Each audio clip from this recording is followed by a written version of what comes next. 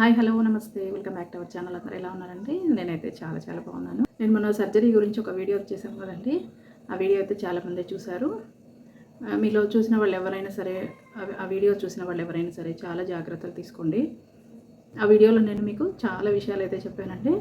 Kidney గురించి మనం ఏం జాగ్రత్తలు తీసుకోవాలి, ఆపరేషన్ వరకు వెళ్ళకుండా ఉండాలంటే ఎన్ని జాగ్రత్తలు తీసుకోవాలి, అలాగే నేను అసలు ముందుగా ఆ నొప్పి వస్తున్నప్పుడు మనకు ఏంటి తేడాగా ఉంది అని నేను గమనించుకొని ఉంటే అప్పుడే కనుక వెంటనే వెళ్ళి చెకప్ చేయించుకొని ఉంటే కనుక నేను ఆపరేషన్ వరకు అయితే అస్సలు వెళ్ళకపోతుందండి. ఆపరేషన్ వరకు వెళ్ళాల్సి వచ్చిందంటే అది నా తప్పే. నేను అది మనకు ఏ పెయిన్ వచ్చినా సరే గ్యాస్ అనుకోవడం అనేది ఈ మధ్య కామన్ అవుతుంది. ప్రతి ఒక్కరు కూడా కడుపులో ఏదైనా పెయిన్ వచ్చినా, బ్యాక్ పెయిన్ వచ్చినా గ్యాస్ ట్రబుల్ వల్ల వస్తుందిలే అని అనుకుంటున్నాము. అది చాలా పొరపాటు అండి. అది గ్యాస్ ట్రబుల్ కాకుండా వేరే విధంగా వెళ్ళిందంటే మాత్రం అది చాలా సీరియస్ అవుతుంది. నేను ఆపరేషన్ చేయించుకున్న హాస్పిటల్లో అయితే చాలామందికి గాల్ బ్లాడర్ స్టోన్ అండి, అలాగే కిడ్నీ స్టోన్, ఈ 2 కేసులు ఎక్కువగా ఉన్నాయి.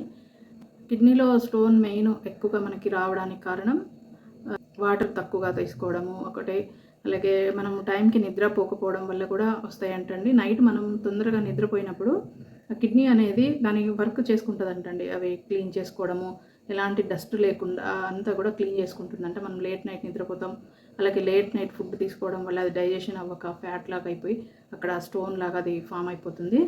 మనకి స్టోన్ అంటే రాళ్ళు ఏం రావండి, మన ఈ వేస్టేజ్ అంతా పోయి అక్కడ ఫామ్ అయిపోయి అదే స్టోన్ లాగా అవుతుంది. ఇవన్నీ కూడా డాక్టర్ గారు చెప్పారండి. నాకు కూడా ఇవన్నీ ఇప్పుడు నాకు ఈ ప్రాబ్లం వచ్చినందువల్ల నాకు తెలిసిందే, ఈ విషయాలన్నీ నాకు తెలిసినాయి, అవన్నీ మీకు షేర్ చేస్తున్నాను. మీరు కూడా జాగ్రత్తగా ఉండండి. మనం వచ్చిన తర్వాత ఈ స్ట్రగుల్ పడేదానికంటే రాకముందే ఇలాంటి చిన్న జాగ్రత్తలు పాటిస్తే మనం ఈ పెద్ద సమస్యల నుంచి అయితే కొంచెం మనం బయటపడవచ్చు. ఇప్పుడు ఏవి కూడా వంశపారంపర్యంగా ఏ జబ్బులు కూడా రావట్లేదండి. అన్నీ కూడా మన లైఫ్ స్టైల్ వల్లనే వస్తున్నాయి. మన లైఫ్ స్టైల్ ఎప్పుడైతే టైమింగ్స్ తప్పిపోయి ఉంటాయో అందువల్ల కూడా వస్తాయండి. ముఖ్యంగా లేడీస్కు టైం అంటూ ఉండదు. అసలు వాళ్ళు ఏ టైంలోనో తింటారు, పనులన్నీ అయిపోయిన తర్వాత తింటారు, అట్లా ఉంటాయి కదా. అందువల్ల కూడా కొన్ని ప్రాబ్లమ్స్ అయితే వస్తూ ఉంటాయి. జెంట్స్లో తక్కువగా రేర్ రావడము. వాళ్ళు టైం టు టైము వాళ్ళు మార్నింగ్ ఆఫీస్కి అంతా వెళ్తారు కాబట్టి మార్నింగ్ వెంటనే వాళ్ళు బ్రేక్ఫాస్ట్ చేస్తారు, టైంకి లంచ్ చేస్తారు, నైట్ డిన్నర్ చేస్తారు. అందువల్ల వాళ్ళు కొంచెం తక్కువగా ఇలాంటి సమస్యలు లేడీస్కి ఈ మధ్యలో అయితే ఎక్కువగా లేడీస్కే వస్తున్నాయండి. మనం ఇవన్నీ రాకుండా ఉండాలంటే టైంకి అయితే ఫుడ్ తీసుకోవాలి. ఇవన్నీ కూడా నేను కూడా ఇలాంటివన్నీ చేయకపోవడం వల్లనే నాకు ఈ సమస్య అయితే వచ్చింది. అయితే నేను 1 ఇయర్ క్రితమే నాకు స్టార్టింగ్లోనే కొంచెం వచ్చేది పెయిన్. అప్పుడే కనుక నేను చూపించుకొని ఉంటే నాకు ఇంతవరకు వచ్చేది కాదు. అలా 1 ఇయర్ గడిచిపోయింది. ఈ 1 ఇయర్లో మొత్తం అది సైజ్ అనేది పెరిగిపోయిందనమాట. స్టార్టింగ్లో కనుక నేను చూపించుకొని అంటే నాకు మెడిసిన్స్ తోటే క్లియర్ అయిపోయేదండి. నేను సర్జరీ వరకు వెళ్ళకపోదును. అసలు కిడ్నీ అంటే ఏంటి, కిడ్నీ వల్ల ఉపయోగాలు ఏంటి, అది అది ఫెయిల్ అయిపోతే ఎంత నష్టం మనకు అనేది నాకు ఈ సర్జరీ వరకు వెళ్ళిన తర్వాత డాక్టర్ గారు చెప్తుంటే నాకు అర్థమైందండి. కిడ్నీ యొక్క వాల్యూ ఏంటి అనేది మన ఫ్యామిలీలో ఎవరికి లేవు, నాకు రావు అని అనుకోనికి లేదండి. ఇప్పటి రోజుల్లో అయితే మనకి జన్యుపరంగా ఏమైనా వస్తే కనుక 5%, 10% మాత్రమే ఉంటున్నాయండి. మిగిలినవన్నీ కూడా మన లైఫ్ స్టైల్ వల్లనే వస్తున్నాయి. ఏదైనా సరే మెయిన్గా ఇంకొకటి కూడా చెప్పారు, కొన్ని అయితే స్ట్రెస్ వల్ల కూడా వస్తుంటాయంటండి. మనం ఓవర్గా ఆలోచించడం, ఎక్కువగా ఆలోచిస్తూ ఉంటాం కదా, మనం మానసికంగా ఎక్కువగా కొంతమంది మానసికంగా కృంగిపోతూ ఉంటారు. అవన్నీ కూడా మన ఆరోగ్యం మీద పడతాయండి. మనం ఇంకా అలాంటి టెన్షన్స్ అన్నీ ఇంకా ఏవి పెట్టుకోకూడదండి. ఇంకా జరిగేవన్నీ జరుగుతూనే ఉంటాయి. మనం జరిగే వాటన్నిటిని అయితే మనమైతే ఆపలేము. అవన్నీ కూడా జరుగుతూనే ఉంటాయి. మనం ఎక్కువగా దేని గురించి ఆలోచించినా సరే మన ఆరోగ్యం మీద ఆ ప్రభావం అంతా మన ఆరోగ్యం మీద చూపిస్తుంది. కాబట్టి చాలా జాగ్రత్తగా ఉండండి. మనం ఆలోచించకుండా అస్సలు ఉండలేము. జెంట్స్ లాగా ఈజీగా తీసుకోలేరు కదా లేడీస్ అయితే, ఎక్కువగా అన్నీ కూడా సీరియస్గా ఆలోచిస్తూ ఉంటారు. అలా ఆలోచించడం వల్ల మనకి చాలా హెల్త్ ప్రాబ్లమ్స్ అయితే వస్తుంటాయండి.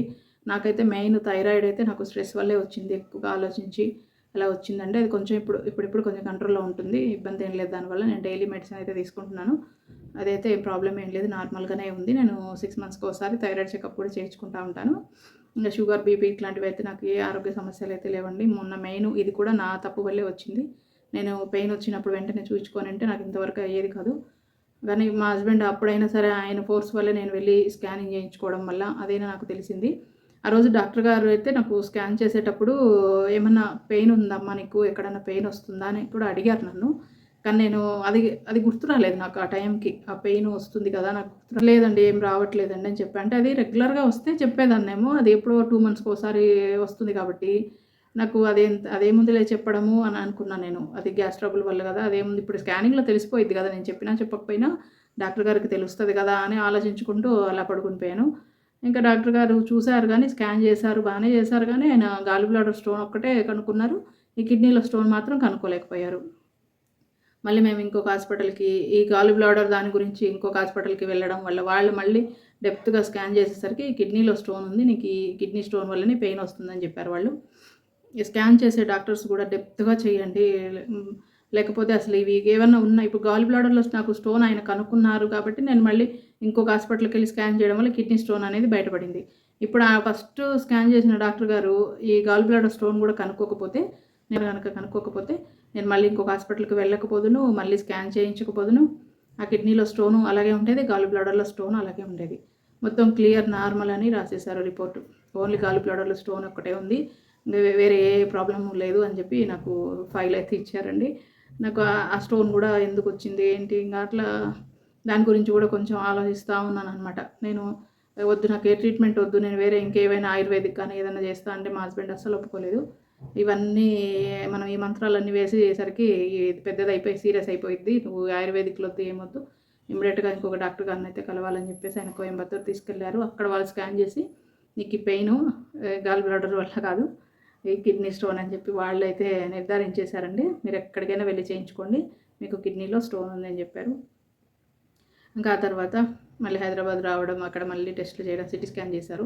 వాళ్ళు కూడా చూశారు. మా గాల్ బ్లాడర్‌లో స్టోన్ ఉంది, కిడ్నీలో స్టోన్ ఉంది.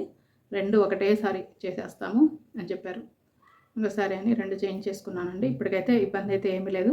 నా పనులు నేను చేసుకుంటున్నాను. నాకు ఏప్రిల్ 14న సర్జరీ చేశారు. 1 మంత్ తర్వాత స్టంట్ తీసేశారు. పనులవి చేసుకోమన్నారు. అంటే ఎక్కువ బరువు పనులు చేసుకోకుండా ఇంట్లో పనులు చేసుకోమన్నారు. కానీ నేను మా వారేమో పనమ్మాయిని పెట్టుకుందామా, ఈ చిన్న చిన్న పనులు కూడా నువ్వు మళ్ళీ ఎక్కువ చేస్తే ఏమన్నా ప్రాబ్లమ్ అయితదేమో అన్నారు. నాకు అట్లా ఇంట్రెస్ట్ లేదండి. నా పనులు నేనే చేసుకుంటాను. ఒక గంటకయ్యే పని 2 గంటలకు అవుతుంది అంతే. ఇంక నాకు ఏ పనమ్మాయి వద్దు, నేనే చేసుకుంటాను. నాకు ఇప్పటి వరకు అసలు పనమ్మాయే లేదండి. నా పని నేనే చేసుకుంటాను. లేట్ అయినా సరే నా పని నేనే చేసుకుంటాను. మళ్ళీ వాళ్ళొచ్చే వరకు వెయిట్ చేసి మనం పనమ్మాయిని పెట్టుకున్నా సరే వాళ్ళేదో పైపైన చేసేసి వెళ్ళిపోతారండి. సగం పని మళ్ళీ మనమే చేసుకోవాలి. ఇంక ఇంతోటి దానికి ఎందుకులే అని చెప్పేసి నా పని నేనే చేసుకుంటున్నాను. ఇప్పుడు కూడా అంటే 2 ఆపరేషన్లు కదా ఒకటేసారి. ఇంకా నా బాడీ సహకరించదేమో, నేను ఇంకా నార్మల్‌గా ఇంతకు ముందులాగా నేను ఏ పని చేసుకోలేనేమో అని భయపడ్డాను. కానీ ఏం పర్వాలేదండి. నేను బానే ఉన్నాను. నా పనులు నేను హ్యాపీగా చేసుకుంటున్నాను. ఎవరికైనా ఇలాంటి సమస్య వస్తే మాత్రం భయపడకండి. ధైర్యంగా హాస్పిటల్‌కెళ్ళి చూపించుకోండి. డాక్టర్ గారు ఆపరేషన్ అంటే గనుక చేయించుకోండి. భయపడకండి. నేను కూడా చాలా భయపడ్డాను. అసలు థియేటర్‌లోకి తీసుకెళ్తుంటే మస్తు ఏడ్చానండి. చాలా చాలా ఏడ్చాను. అసలు ఏమవుతుందో ఏమో నాకు. ఆ ఏడవడం వల్ల ఏమైందంటే నాకు వాళ్ళు లోపలికి తీసుకెళ్ళే ముందే కొద్దిసేపు అబ్జర్వేషన్‌లో పెడతారు. మన బీపీ ఎలా ఉంది, షుగర్ లెవెల్ అన్నీ కూడా ఆక్సిజన్ లెవెల్ అవన్నీ చెక్ చేసుకుంటుంటారు కదా! అప్పుడు నాకు బీపీ ఒక్కసారిగా ఎక్కువ పెరిగిపోయిందనమాట. నాకు నార్మలే ఉంటది గానీ, ఆ టెన్షన్‌కి ఏమవుతదని అంటే ఫస్ట్ స్టంట్ తీయకముందు ఆపరేషన్ అప్పుడు ఎక్కువగా భయపడిపోయాననమాట. ఇంకసలు తెలియకుండానే లోపల లోపల బాధ వచ్చేస్తా ఉంది. బీపీ ఎక్కువ పెరిగిపోతుంది. అప్పుడు సిస్టర్ వాళ్ళైతే, "అమ్మ మీరట్లా భయపడొద్దు, టెన్షన్ పడొద్దు. మీకు బీపీ చూడండి ఎలా పెరిగిపోతుందో, నార్మల్ అవ్వాలి" అని చెప్తే సరే.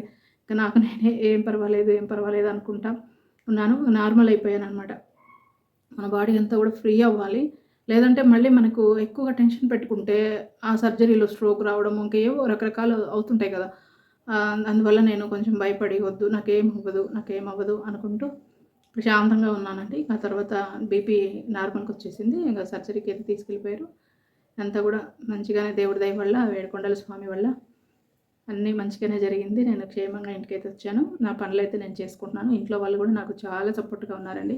మెయిను మనకు ఎన్ని డబ్బులున్నా సరే అండి, ఫ్యామిలీ సపోర్ట్ అనేది లేకపోతే మనకు అనారోగ్యం చేసినప్పుడు ఫ్యామిలీ సపోర్ట్ లేకపోతే మాత్రం చాలా కృంగిపోతామండి. మెయిన్ ఫ్యామిలీ సపోర్ట్ ఉండాలి. అప్పుడు మనం మానసికంగా త్వరగా కోలుకుంటాము. మెయిన్ మనకి డబ్బులుంటే ఫీజు పే చేస్తాము అంతవరకే గానీ మనకు పలకరించేవాళ్ళు, ఆపరేషన్ అప్పుడు గానీ అందరూ మంచిగా చెప్పడము అవన్నీ కూడా మనకెంతో బలాన్నిస్తాయి, ధైర్యాన్నిస్తాయి. అలాంటి సపోర్ట్ నాకైతే ఉందండి. అందువల్ల నేను చాలా త్వరగా కోలుకున్నాను. ఎవరు కూడా స్ట్రెస్ పెట్టుకోవద్దండి. ఎక్కువగా ఆలోచించొద్దు. టైంకి ఫుడ్ తీసుకోవాలి. అది కూడా నార్మల్ ఫుడ్ తీసుకోండి. హెవీగా ఒకటేసారి కూడా హెవీగా తినడం కూడా ప్రాబ్లమే అయితుందని మనం మార్నింగ్ ఏం చేస్తాం బ్రేక్‌ఫాస్ట్ తినం. మధ్యాహ్నం లంచ్ బానే తింటాము. మళ్ళీ తర్వాత నైట్ కూడా ఎక్కువగానే తినేస్తా ఉంటాము. ఎక్కువగా నైటు అందరూ ఉంటారు కాబట్టి ఇప్పుడు ఆఫీస్ నుంచి హస్బెండ్ వస్తారు, పిల్లలొస్తారు. అందరూ ఒకేసారి ఇంట్లో ఉంటారు కాబట్టి నైట్ ఎక్కువగా ప్రిపేర్ చేస్తూ ఉంటాం మనం. అలా అలా కూడా ఒక ప్రాబ్లమ్ అండి. నైట్ మనం ఎక్కువగా ఫుడ్ తీసుకొని మళ్ళీ పడుకుంటాం కదా, అది అరగక, డైజెషన్ అవ్వక అది ఫ్యాట్ లాగా అయిపోతుంది. అందువల్ల చాలా జాగ్రత్తగా ఉండండి. ఫుడ్ కూడా మితంగా తీసుకుంటేనే మనం ఆరోగ్యంగా ఉంటాం అనిపిస్తుంది. మనం అది కూడా తీసుకోవాల్సిన టైంలోనే తీసుకోవాలండి. బ్రేక్‌ఫాస్ట్ హెవీగా తీసుకున్న ప్రాబ్లం లేదు. మధ్యాహ్నం లంచ్ వచ్చేసి నార్మల్‌గా తీసుకోవాలి. ఇంకా తక్కువగా నైట్ డిన్నర్‌లో తీసుకోవాలి. అప్పుడే మనం చాలా ఆరోగ్యంగా ఉంటామండి. నాకు ముందుగానే డాక్టర్ గారు హెచ్చరించారు కాబట్టి, హెర్నియా వస్తదమ్మా నీకు, నువ్వు టెన్షన్స్ పెట్టుకోవద్దు, ఎక్కువ స్ట్రెస్ పెట్టుకోవద్దు అని చెప్పారండి. అందువల్ల నేను అసలు దేని గురించి ఆలోచించట్లేదండి. అన్నీ ఎలా జరగాలో అలా జరుగుతూ ఉంటాయి. మనం ఏమి ఆపలేము. జరిగే వాటిని ఆపలేము, జరగబోయే వాటిని ఏమి ఆపలేము కాబట్టి ఇవన్నీ ఆలోచిస్తూ ఉంటే మన ఆరోగ్యమే పాడైపోతుంది. అది ఇంకొక పెద్ద సమస్య. అందువల్ల అసలు ఏం టెన్షన్స్ పెట్టుకోవద్దు, ప్రశాంతంగా ఉండండి అని చెప్పారు. హెర్నియా తెచ్చుకొని మళ్ళీ కొత్త సమస్యలు తెచ్చుకొని మళ్ళీ ఆరోగ్యం పాడు చేసుకోవడం కంటే ప్రశాంతంగా ఉండడం మేలు.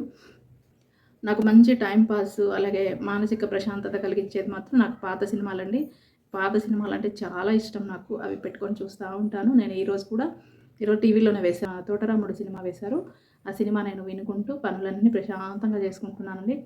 నాకు చాలా ఇష్టం అనమాట ఓల్డ్ మూవీస్ అంటే. అవన్నీ కూడా చూస్తూ ఉంటాను. అప్పటి కాలంలో ఇంకా మనం పుట్టనప్పుడు, స్వాతంత్రం రాకముందు ఇవి కూడా సినిమాలు ఉంటాయి కదా, అవన్నీ కూడా నేను వెతుకుతూ ఉంటానన్నమాట. ఇంకా పాత ఏమన్నా ఉన్నాయా అని చెప్పేసి అవన్నీ కూడా నేను చూస్తూ ఉంటానండి. చాలా ఉన్నాయండి సినిమాలు. నేను అవి కూడా మీకు షేర్ చేస్తాను.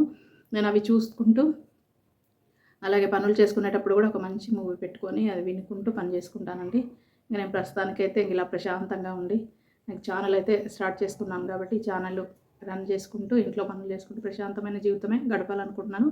నాకున్న దాంట్లోనే ప్రశాంతమైన జీవితం అయితే గడుపుతానండి. ఇంకా మనం ఓవర్గా ఆలోచించి అది ఆలోచించి ఇది ఆలోచిస్తే మన ఆరోగ్యం పాడైపోతుందండి. మనకు ఆరోగ్యం బాగున్నప్పుడు అర్థం కాదు నాకేం కాదులే అని.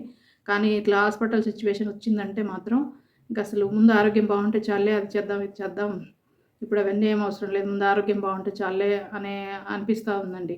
అందువల్ల ఆరోగ్యాన్ని అయితే కాపాడుకోండి. నీళ్ళు ఎక్కువగా తాగండి. 3 లీటర్లన్నా నీళ్ళు రోజులో కంపల్సరీగా తీసుకోవాలి. మీరు ఎక్కువగా వాటర్ అవి తీసుకోకపోతే మాత్రం ఈ ప్రాబ్లమ్స్ అయితే ఇవే వస్తాయంటండి. వాళ్ళు మెయిన్ అదే చెప్పారు నాకు. మీరు వాటర్ తక్కువగా తీసుకుంటున్నారు, అందుకే మీకు ఈ స్టోన్స్ వచ్చాయి. మనకు వాటర్ ఎక్కువగా తీసుకోవడం వల్ల ఆ కిడ్నీ అనేది క్లీన్ చేసుకుంటూ ఉంటుందంటండి. ఎప్పటికెప్పుడు ఫిల్టర్ చేసుకుంటూ ఉంటుందంట. మనం వాటర్ అవి ఎప్పుడో దాహం వేసినప్పుడు తాగుతూ ఉంటాం కదా, అట్లా కాదు. రెగ్యులర్గా 3-4 లీటర్స్ అయితే వాటర్ అయితే తీసుకోవాలి. అలాగే సీజనల్ ఫ్రూట్స్ ఏవైనా తీసుకోవాలండి. ఇంకా మా వారైతే నేరేడు పళ్ళు అయితే ఫుల్గా తీసుకొచ్చేసారనమాట. డైలీ 2-3 అయినా తినమని చెప్తుంటారు. అవి తినడం వల్ల కూడా లోపల ఏదైనా కడుపులో మనకు పేగుల్లో ఇన్ఫెక్షన్ ఉన్నా, చెడు బ్యాక్టీరియా ఉన్నా కూడా అదంతా కూడా క్లియర్ అయిపోతుందండి. ఖచ్చితంగా నేరేడు పళ్ళు కూడా తీసుకోండి. మంచిది, అది మనకు ఆరోగ్యానికి చాలా మంచిది కదా. మరొక మంచి వీడియోతో మళ్ళీ కలుద్దాం. బాయ్.